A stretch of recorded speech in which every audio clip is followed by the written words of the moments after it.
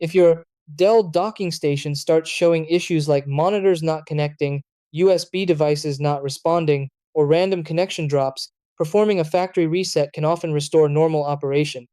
A reset clears temporary firmware errors and removes any corrupted configuration that may have developed after operating system updates or driver conflicts. Models like the Dell WD1 9TB docking station and Dell WD2 2TB4 docking station support both software-based and hardware reset methods, allowing you to refresh the dock and start with a clean configuration. Step 1. Disconnect the docking station from power and unplug all connected devices and cables. Step 2. Open Dell Peripheral Manager and select your docking station if you want to perform a software reset. Step 3. Choose Factory Reset in the Diagnostics section and confirm the reset process. Step 4. If the software option isn't available, press and hold the reset pinhole or power button for 10 to 30 seconds.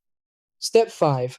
Reconnect the dock, update firmware through Dell Update, and test your monitors, USB ports, and other peripherals.